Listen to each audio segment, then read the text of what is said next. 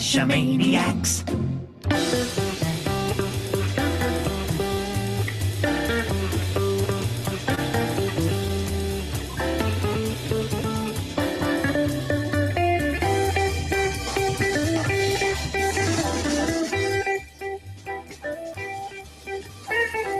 GeoGearHeads.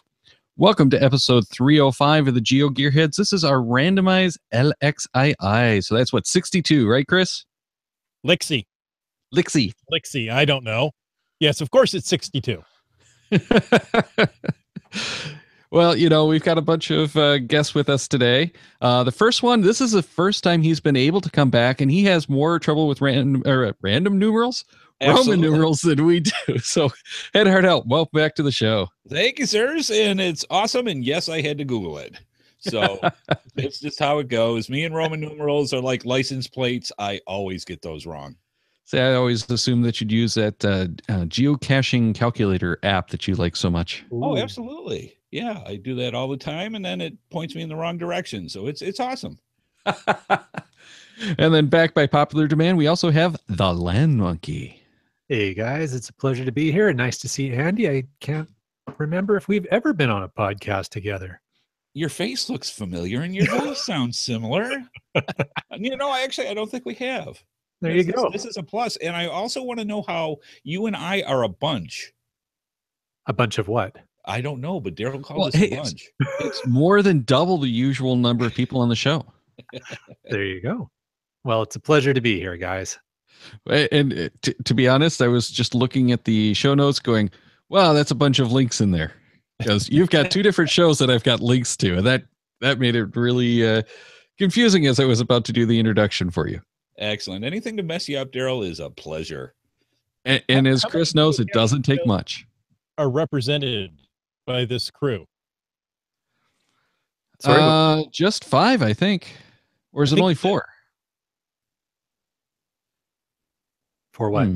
For how many geocaching podcasts are represented by the crew? Not just podcasts, but, you know, if we include Land Monkey Geocaching Adventures, which is more than just a podcast. Yes. It's beyond podcast. I'd say that doesn't qualify as the podcast because it's YouTube only. There's no RSS feed, so you can't download it. Oh, you can see. There's always something. I've downloaded the entire internet. There you go. That'd be nice.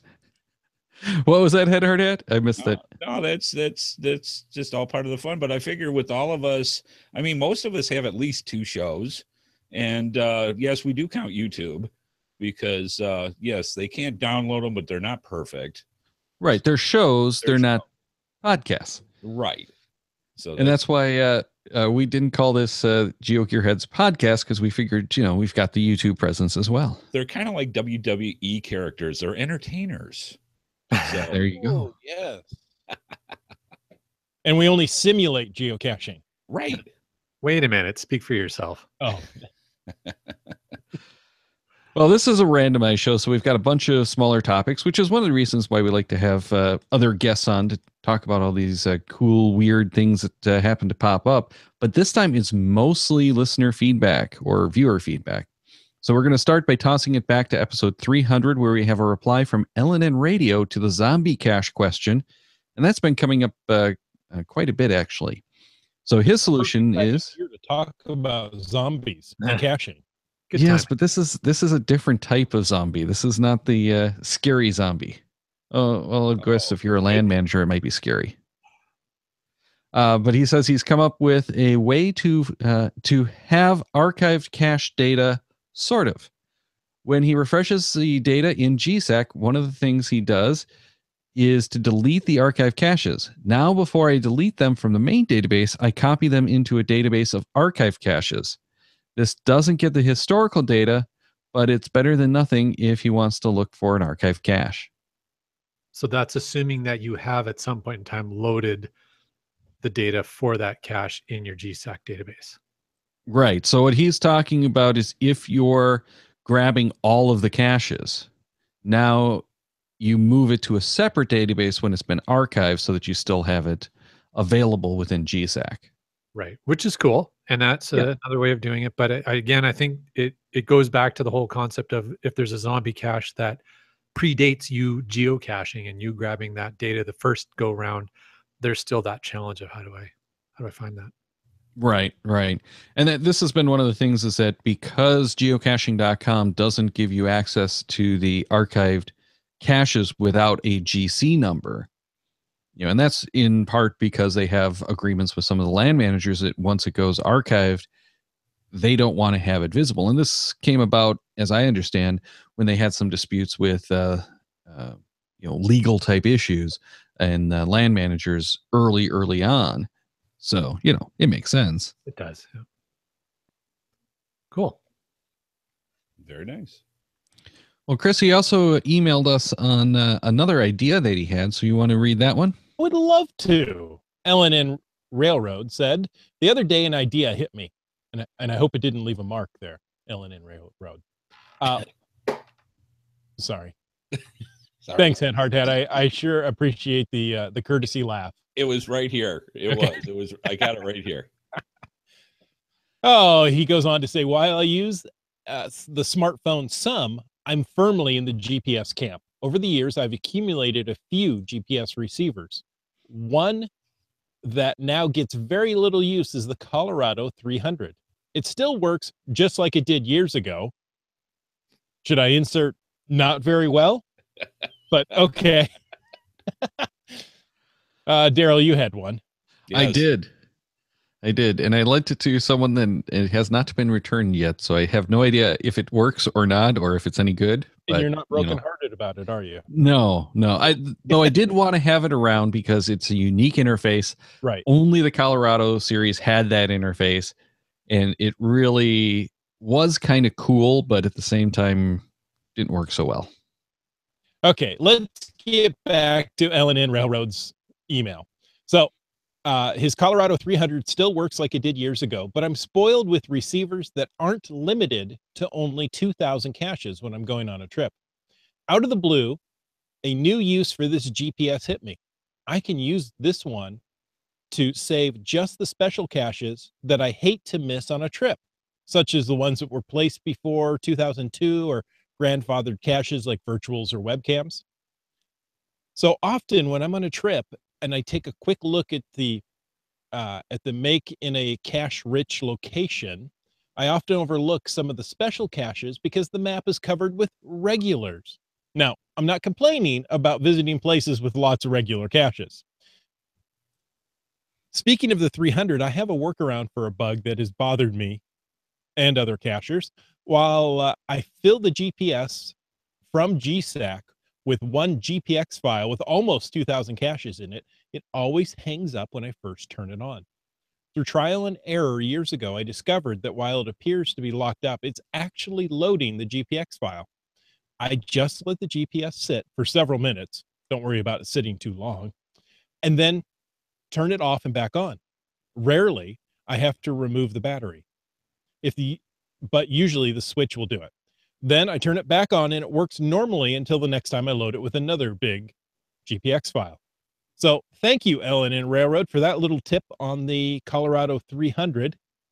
And, that's not a bad idea to have a second GPS for those caches that you absolutely have to hit.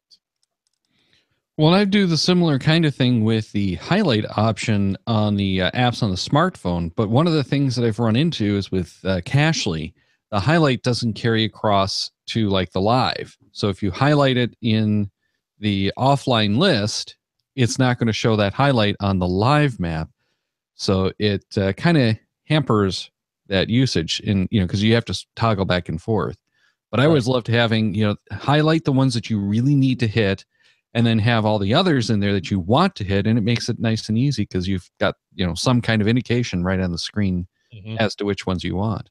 I still use my Garmin GPX when I travel on trips and that, and I kind of use the same principle. I'll fill up my GPX units with what I need for regular caching in the areas that I know I'm going to be. But if I'm traveling and I want to hit that, that particular geocache that's the oldest one in that state, or particular ones with a certain set of favorite points that you want to hit, I'll make sure that I load it into the auto one. And that way it's just an easier way of going to it without digging through all of them on a regular unit. Well, and the nice thing is if you're on one of those car nav systems, then you can also route to it. Yes. So you set it from route to route to route. And if you have one of the more advanced units, it even lets you do multiples and plan your route out in advance, which is what I like to do with Navigon on the smartphones. Yep, absolutely.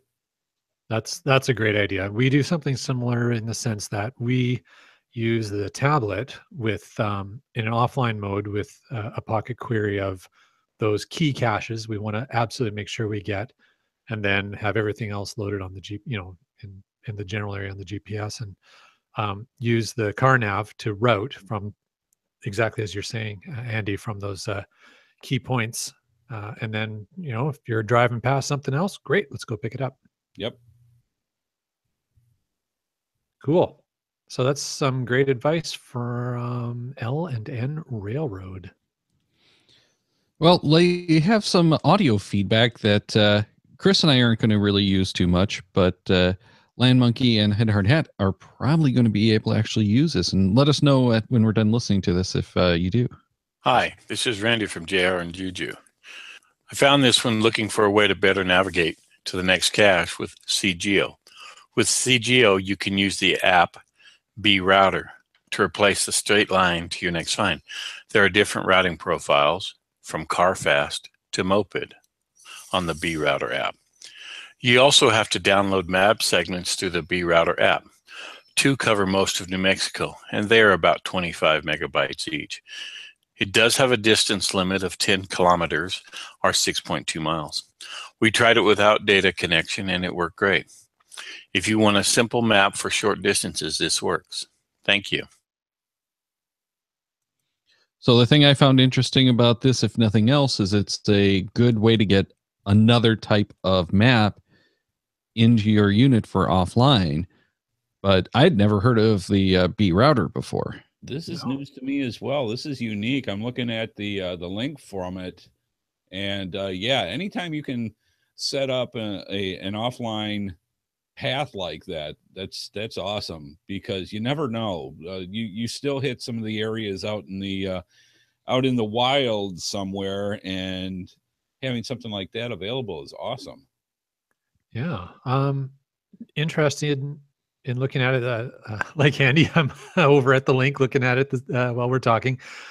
Never heard of the app before. The fact that it integrates in with CGO sounds super cool. Yes. The one thing that twigged for me is when in the audio he was saying that you had to download image maps. So that might be a little data heavy depending upon how big of an area you're planning to travel. But I see in the description, it does say it works in conjunction with OSM map application. Yeah, we'll have to play with this. Yeah, because it's the routing profile is what interests me with this, because you got fast bike, moped, short test trekking. They got a car test in here. So that gives you some options.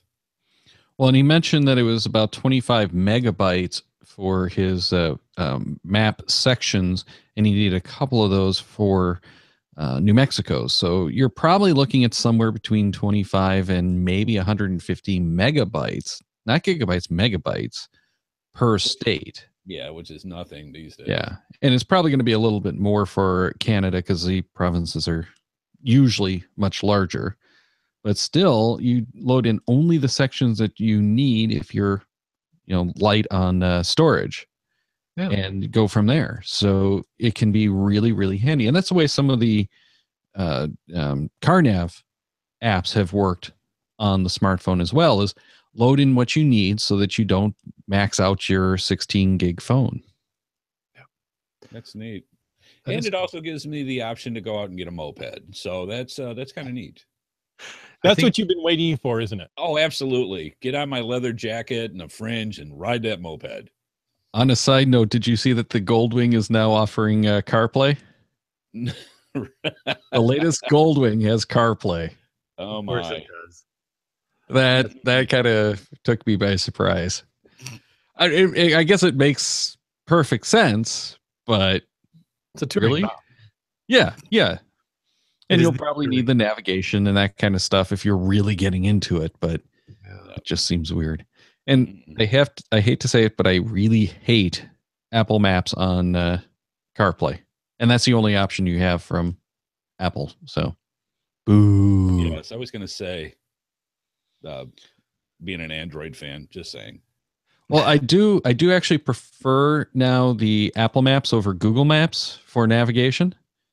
Because when were the good old days where you could turn a left turn on a freeway? I'm just saying. There's Well, a I've couple had- of those in Seattle on I-5. yeah, I've had a lot of problems with Google Maps as of late, and I don't know if it's because of the open sourcing of the maps, but I've had just all kinds of problems where it's, you know, the typical turn on this railroad. It's like, no. It's like Google Maps was so good in the last Just because they're 6 more months. adventurous in their endeavors doesn't mean that you can't go down some railroad track. Uh-huh. Yeah, no. But I've been playing with Waze, and that's definitely my favorite so far of the free connected apps. Yeah, but are they not owned by Google? They are, but they are available on Android Auto in beta, but not in, you know, the full release. So you have to do something to get this beta to show up. But it's only Google Maps on Android and Apple Maps on iOS that work with the head units, and they both suck. Yeah, something to work on.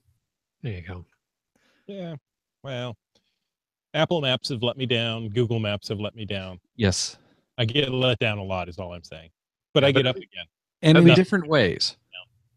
At least Siri okay. gives you something entertaining when it comes to pronouncing the names of towns. Yeah, That's Oh, yes, it does. Yes, it does. Well, That's the one.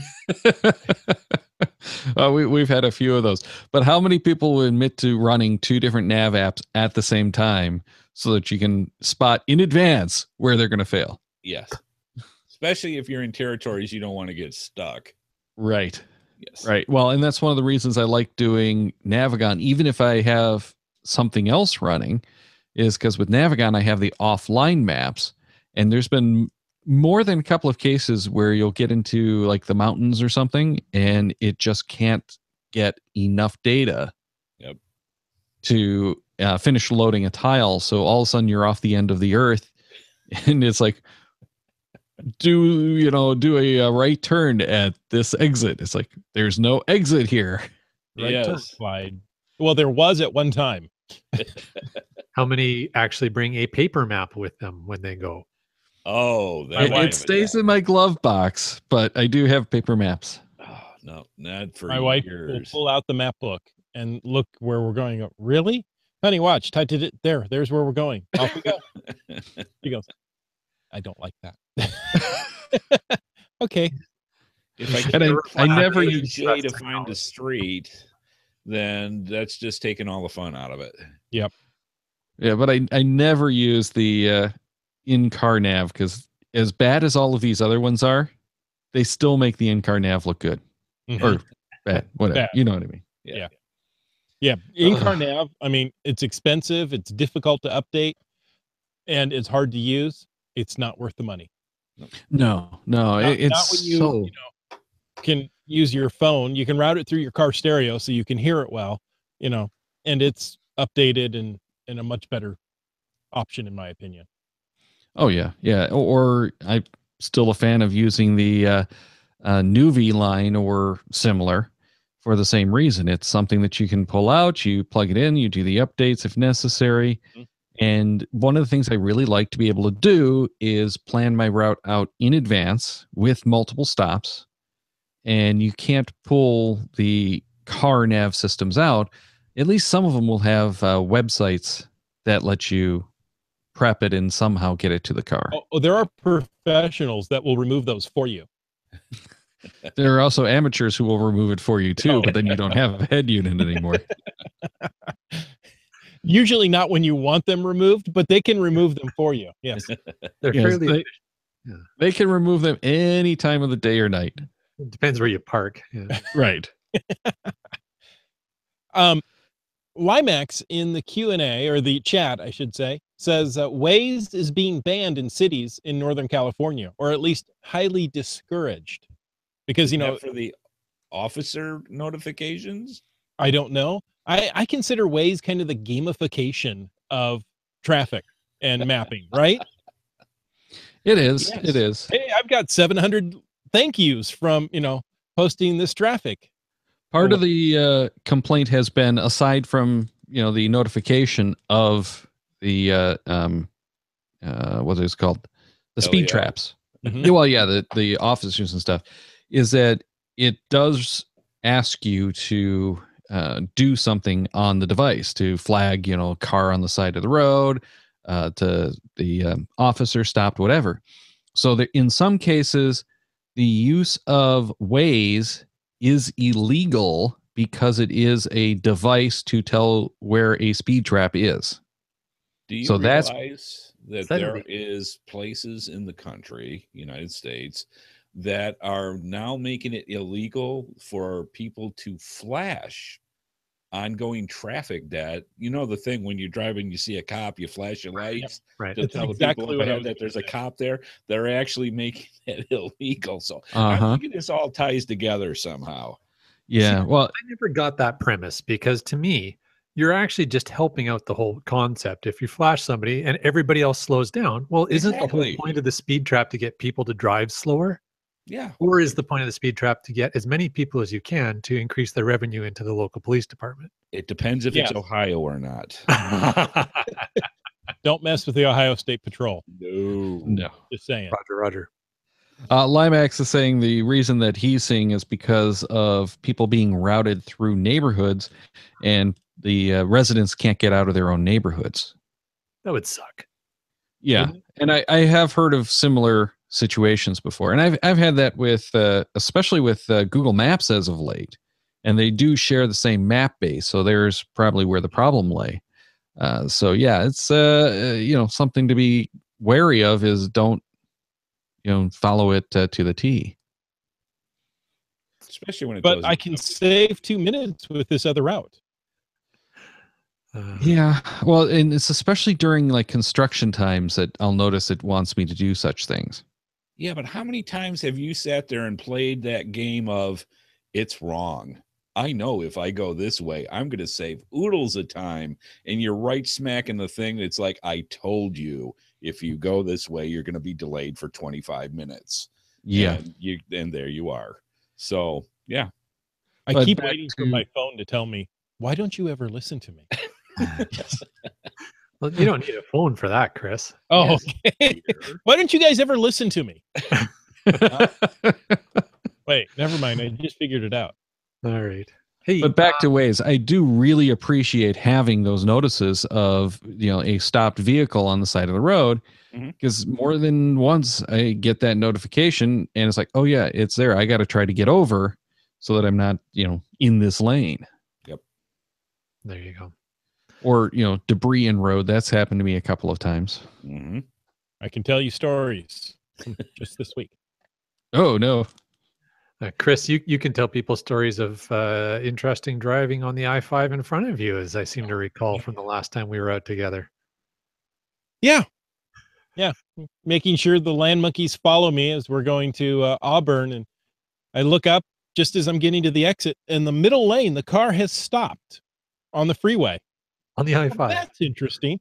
And then I see somebody who's come over from the left-hand lane, across the middle, across the right-hand lane, and into the exit, nearly hit someone.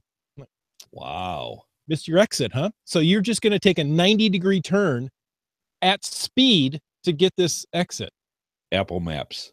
Yeah. Turn right now. Oh. It was pretty entertaining. More than likely, no maps at all, or paper maps. And then proceeded to go 35 miles an hour in a 50 zone. Or maybe their teenager is giving them directions. Man. You just keep driving and driving, and then you're there. Yeah. Those are the directions. Sounds like good directions. Hey, Daryl, you had some feedback from the website that sounded pretty cool from Australia. I did, and this is something. It's probably going to be a little late for most of you if you want to try to hit the grand opening because it's this weekend. But it says, "Hey guys, I just thought I'd let you know that down here in Victoria, Australia, we have started a geocaching museum. It is open every Saturday, and we have a grand opening coming up too, and that's GC7DAAE. On display are various geocaching memorabilia ranging from an original swag item from GC7A, Melbourne's first, the oldest traditional cache in Australia, and the 100th geocache ever published. The FTF prize for the Melbourne Ape Cache, Mission 8, Waddle's Edge, which was a dagger from the movie, some geocoins dating back to 2006, some old logbooks dating to 2001, some old-style GPSRs, and Jeep trackables, and a Michelin tag, and a Revenant trackable, and a limited edition t-shirt that was awarded in the early days to anyone in the state who had found 100 caches, plus a whole lot more. Our local community are getting a kick out of it, and it's something I think other community geocaching groups could do copies." That sounds very similar to the GeoSnippet Studios I have right here. Is that a museum? Can we come visit? Yes, this will be the Head Hard Hat Museum. When Head Hard Hat finally goes over to the other side of the Rainbow Bridge, I know that's usually for pets, but hey, better company. Or Yeah. And so when I have my gravestone that has the trackable number on it and the little cubby hole for the logbook on the side, we'll be all set for the museum. I love it. So it's the Head Hard Hat Pre-Memorial Library. Exactly. So get there before it piffs and enjoy. It's not uncommon that we get a lot of that kind of stuff that shows up for some of those big geocaching community events. The ones that are like the whole state organization. And you get any of the mega events, you'll get some of this kind of stuff that shows up as well. So I could definitely see someone putting this together. And as I read the information on this one, going through the links, and all that's going to be in the show notes, it looks like this is at a store, at a geocaching store. Oh, that's neat. That makes So sense. yeah, this would be a good way to get people into the store, of course. And I can really see it being a lot of fun, just as a geocaching mecca kind of thing out in whichever state or country or whatever puts one of them out. That's a really good idea, because as I understand it, in the past year, a lot of the brick and mortar geocaching stores have been shutting down the doors just because it's hard to compete with the online and whatever other reasons. So having something like this to make it, as you say, like a mecca to bring people in is a great idea, especially if you have some trackables that are very unique that people want to come and discover, like those Jeep trackables, etc., and swag that like the dagger from the movie and all that kind of stuff. That's fantastic. I think that's a really great idea, and it would really help these people who are trying to make a living out of geocaching businesses. Just give them a little bit of an extra edge. Absolutely. Sure. And I wasn't kidding. This is the original logbook back in February 2008, when I first started. I think it has my first 200 finds in here on paper. So I'm just saying, you never know. Team Maviju in the chat is saying that Geo Stuff is the name of that store. Very cool. Which I should have made some notes and put that in there, but thank you very much. It's a store that I want to go and check out too, because I'm pretty sure that I've checked them out online before. And almost all of these brick and mortar geocaching stores, they have the store because they're doing the online business as well. Mm-hmm. But that's part of why these places have been closing down, is because it's expensive to keep up a retail front, especially if most of your business is coming from the internet anyway. Yeah, exactly. You're still going to need a warehouse and perhaps some space to put things together. So, a store, maybe you may be able to pull it off. But yeah, it's definitely an expensive proposition. Indeed it is. Okay, before we go any further, Monkey Brad was kind enough to send us some of the Captain Rodney's trackables. Now the contest is over, but there's still trackables that you can set free and have fun with. So we've got 5 of these things to give away, and we're going to give away one on this show. So if you want a chance at getting one of those trackables, send us an email at geogearheads@cachemaniacs.com with the subject Captain Rodney's Trackable. And in the subject, or in the body rather, just put coffee, because that's the barbecue sauce over here that I still haven't had a chance to try, that I want very badly to try because it tastes, or sounds like it tastes really nummy. So coffee in the body, subject Captain Rodney's Trackable, and that's GeoGearHeads@cachemaniacs.com. But here's the trick. You have to get that into us by midnight on the 5th of November. So you only have through the weekend. If you're not listening to this by the weekend, oops, sorry. We'll have 4 more to give away later. But make sure to get that in by the 5th, which is Sunday, at midnight. And when did we get to try the barbecue sauce? I'm thinking I'm going to have microphone so we can all experience. I'm thinking I might have to actually do a live stream on that, just because I have had a few people ask, what's this like? Because it's like, that is terrible, sitting there making nummy nummy noises while everybody else is wondering what it's like. I know. Well, I haven't tried it yet. It's right here. I will try it. Or is it no? I have a second one. The other one is the sweet and spicy glaze. There you go. And sweet and spicy pepper glaze. Sorry, this is this is a Captain Rodney's contest open to people outside of the U.S. as well, isn't it? Yep. Yeah, because the contest is over for the actual giveaway that they're doing. This is just a trackable at this point, so anyone can grab one and set it free and have fun with it. Oh dear, land monkey. Hey, I'm just saying, as Andy would say, I'm just saying. I'm just saying. Absolutely. Actually, it helps if you just get a post office box here and just, cut to the chase. There are more than a few people I know who have done that. But I'm going to be taking this one that is up here on the board to Canada on Saturday for one of the GIF events. Ooh. I'm sorry, so what anyone who wants another country for a GIF event? GIF? Is that how you like to pronounce it? Yes. Hey, I was so pleased in the little video you put together for me that you did say GIF. I noticed that. Thank you. GIF. I had to do a couple of different takes on that one to get that one right for you. That was awesome. So anybody who is coming to the GIF event that we're hosting out in Richmond, BC, you will get to see Daryl before the show starts. And I did pass the link on to a couple of the local hosts, so hopefully other people locally will be able to grab that as well. Yeah, because Daryl, you'll see a whole bunch of people. Indeed. And I couldn't even remember who most of those people are. It was a nice little sampling of the community, though. Yeah, it was fun. And we haven't talked about the GIF events at all on this show this year, but we did do an interview. Chris, help me out. Was that last year? I think so. Boy. But yes, it was memorable anyways. Sorry, yeah. I'm sorry. On Caching in the Northwest, we did an interview with them this year. So right. That got me confused. It's like, no, we just talked to, wait, not this show. And Inside Geocaching HQ just did their episode this week with the girl who is currently in charge of the program. And I can't remember her name, and I apologize for that. Erin? Is it Erin? Yes. That's not her caching name, though, is it? No. Well, no, but that's her name. Okay. Yes. Yeah. Sorry. It's but yes. real.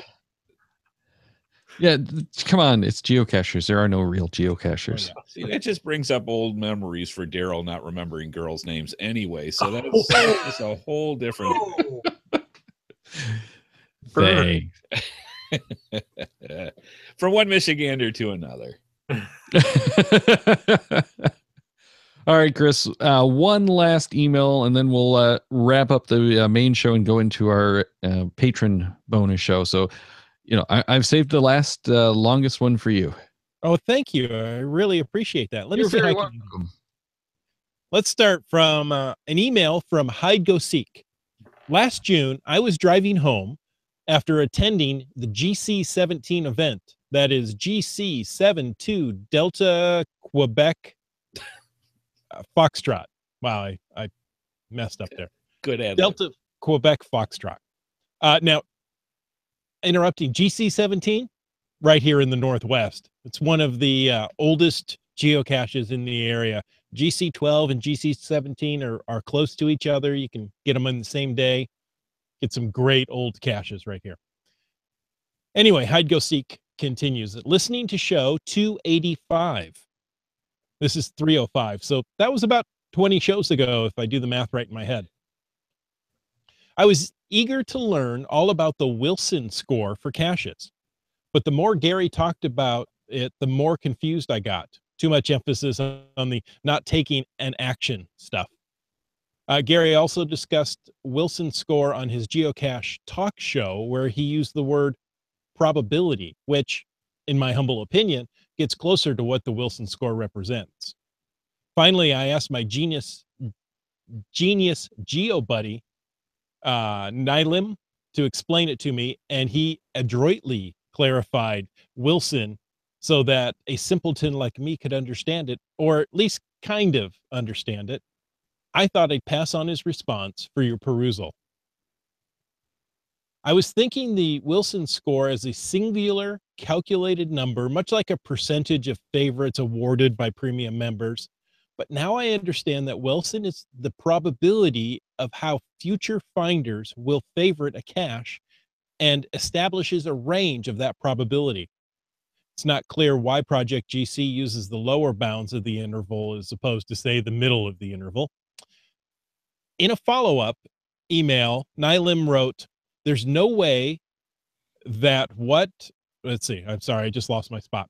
"There's no way that what happened in the past can tell you anything definite about what's going to happen in the future. All that a Wilson interval can tell you is that if a cache has a particular unchanging probability, P for instance, that a finder will give it a favorite point, and assuming something about the distribution of such probabilities over all caches, then that probability, P, is the Wilson interval, in that Wilson interval is 95%. I think for that very reason is why the best measure of favorites for caches is actually the TARDIS method. Yeah? Yeah. Yeah. Going back in time? Yeah. I was going to say, I didn't watch Doctor Who for a couple of weeks, so I don't know that one.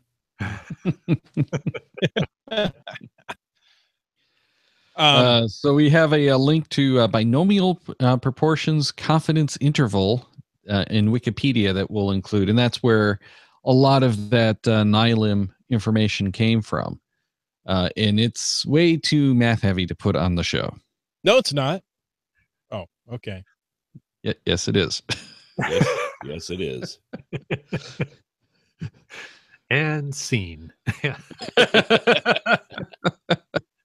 Dear, but that's, you know, even the explanation there though is a little bit helpful, because even if you get a little bit lost in the explanation as Chris was reading it, you get the concept that what it is really, as opposed to a mathematical mean or average of favorite points over number of finds, etc., which is normally the way people think about most favorited caches, that it's actually taking in some probability to figure out, you know, which caches will long-term be more favorited. So it's kind of a neat approach. How do they base something like that? I mean, just for the pure layman, which is me, when it comes to something like that, usually favorite points have some key factor, some wow factor. If you want to call it P, great. But the wow factor for it to sit there and say, I like that. And so this whole thing is to figure out what that key point is so that it gives the probability of somebody saying, wow, this is great, I'm going to give it a favorite point. It's more like how many other people are going to go wow when they get there. So Andy, I think you've hit the nail on the head of what kind of the whole mystique is that just because it was a favorite for somebody else doesn't mean it's going to be a favorite for you. Right. So again, probability. Yeah. Or read the description. It does get into some of the issues with favorite points in that certain types of caches in certain areas get tons of favorite points, but wouldn't in other places. Favorite is purely what people are assigning it. In a lot of cities, it's just based on who the finder is, or they just slap favorite points on anything that they can. Right. So it really doesn't have the value. And then there's other cities where just no one ever uses favorite points. Right. Hmm. Or, because other people put favorite points on it, I feel pressured I should too. Yeah. Go to Martinsville in West Virginia with WVM. And there's only 8 kabillion, they have the highest density of favorite points per square inch than any other place on the planet. And I think a lot of times that very thing comes into that. Not saying that they're not awesome and they're fantastic and worthy of a favorite point. It seems to be the trend for it's like, if I don't put a favorite point here, I'm going to hell. So, go that way. I just went out a couple of weeks ago with some friends and found some highly favorited caches.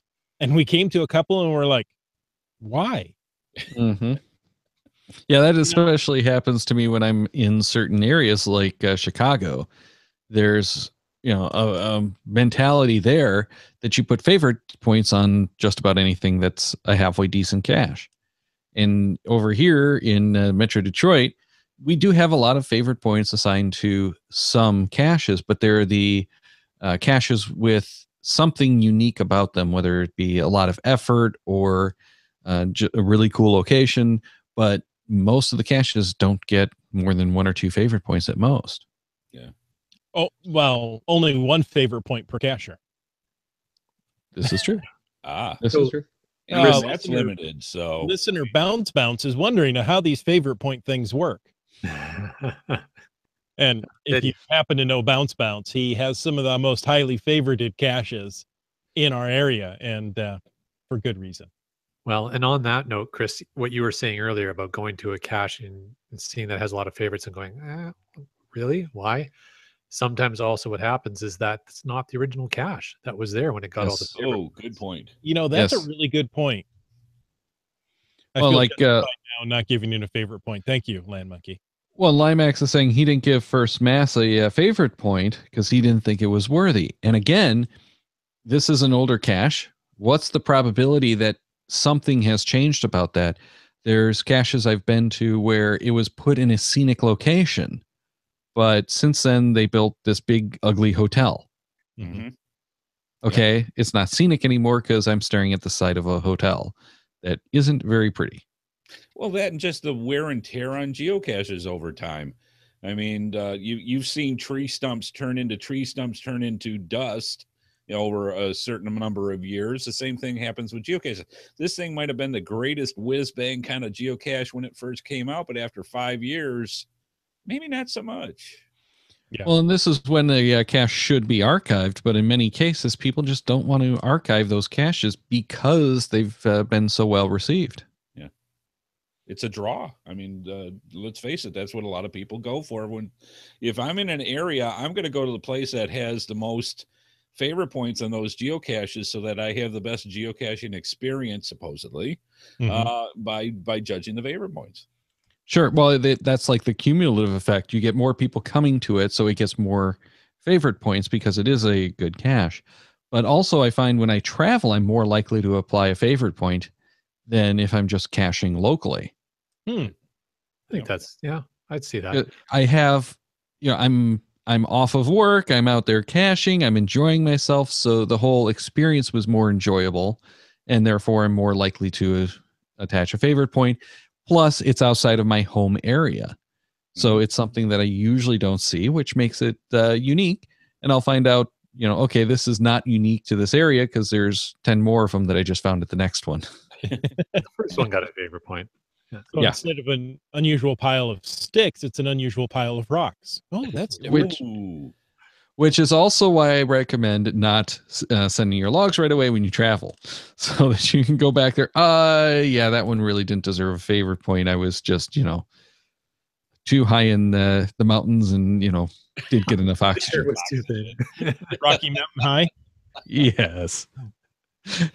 Or Appalachian, the last case. Yeah, they don't have that as much. No, Yeah. but it was apparently enough. I rarely have to take them away because it was, in almost every case, still a good cache. But I do find that I tend to apply favorite points more liberally during my travels. Well, in the chat, Team Avaju says that exact same. He says, a magnetic key holder on the Sydney pedestrian bridge has the most favorite points in the Sydney CBD. I don't know what CBD stands. I'm thinking Central Business District. There you go. Thank you. That makes much more sense than what I was coming up with. It's because of all these cruise ships exporting their passengers, and that is their first find. That makes sense. And, you can give a favorite point to something like that because it is an easy grab from the port of call. It's really nice. You want to encourage more like that. So you're going to give it the favorite point. Wow. Which I don't know that actually works, but it's the kind of thing that people have kind of done in the past. Encourage the kind of caches you want through favorite points. Thank goodness we only have a limited amount that we're able to give so that it keeps some kind of control over that. Yeah. Yeah, exactly. The other thing I was thinking of, Daryl, when you were talking about how people don't want to archive the caches, even if they've, as Andy said, gone to dust. I think part of that as well is because of the fear that great location, and maybe it's still getting a favorite point, even though the cache is meh now, but it's the location is still good. People don't want to give up that location because, it's going to be a film canister. Mm-hmm. Well, we do have a lot of that going on around here where people keep caches alive longer than they should because they want to put out a new cache there, but they don't want to let it go because if they do, someone is certainly going to jump in and take that location. Huh? Yeah, exactly. Hey, I don't mind people jumping in and putting new ones in different locations, but put out quality caches, folks. Oh yeah. No, but the problem is if you really want to do a certain type of cache, like let's say you want a puzzle cache, that takes a lot of time to develop. So you'll leave a cache disabled or in poor condition for a while you try to get that puzzle set up. Right. And around here, there's enough other caches that typically it's hard to find a spot to do it. So that's the only way that you can guarantee you're going to have that spot. And I hear that quite frequently is, you just have to keep your caches until you're ready to replace it. Mm-hmm. Interesting. Well, and if you have a cache with a lot of favorite points, we found out that if you hold on to it for a while, you might get something special from GCHQ on a regular, once in a lifetime basis. So, or not. Oh, yeah. Poke. Don't get me started. With the super secret algorithm that no one knows or understands. I think it was alphabet, not algorithm. Alchemy. Yes. All right. So while we wrap up the main show and we're going to go to the patron show. Before we do that, though, Head Hard Hat, tell people where they can find you. Absolutely. You can always get me at geosnippets.com, or if you want Geosnippets Reboot or the Geocaching Podcast. And the address for your museum? My museum? Yeah, that's 123 Main Street. Okay. In Smithville, North Carolina. And the zip is 00010. So just saying. Wait, there was one too many there. You know. Okay. It's kind of like phone numbers, only different. Oh, gotcha. Nice. And Land Monkey, what about you? Hey, well, you can follow us on Twitter, Instagram, and Periscope at LandMonkeyGC. We would love to have people follow us. We're always posting new, fun, cool pictures and videos of where we are and where we've been. And speaking of videos, if you search YouTube for Land Monkey, you will find all kinds of Land Monkey geocaching adventures and a handful of Dear Geocaching Guide, great pieces of advice. Yeah. Says that with a mouthful of sarcasm. Well, thank you two gentlemen for joining us, but I really want to take the time and thank the patrons. So patrons, thank you. You know, it's because of your monthly support of this podcast that we get to have a quality show each and every week, and we get great prizes to hand out without advertisers. So we thank you for all that you do. And we got a bunch of great shows coming up as well. Next week is going to be 306, and we're going to be talking once again about batteries. Then on the 16th, it's Travelers, and our focus this time is going to kind of be on that very, very scary thing called the collection that no one really seems to understand what it is or how it works. Then Geocaching Australia comes to the show on the 23rd. That's going to be Thanksgiving for those of us in the U.S., so it's going to be a Australian takeover of the show. Then on 309, the last show for November, it's going to be another Randomize show. And this is going to be LXII, I guess, because it's got 3 eyes. The third, LX the third. LX the third. No, but you know what you can do? You can check the Cachemaniacs website at cachemaniacs.com for more on the GeoGearHeads, including show notes for this and all of our episodes. We love hearing from our listeners. So leave us feedback by emailing GeoGearHeads@cachemaniacs.com or through the many channels of social media.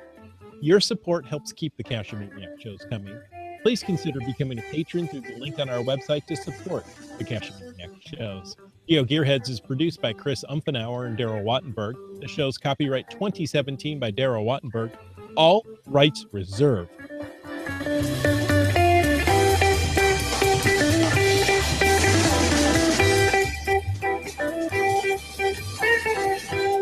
Cash with a Cachemaniac.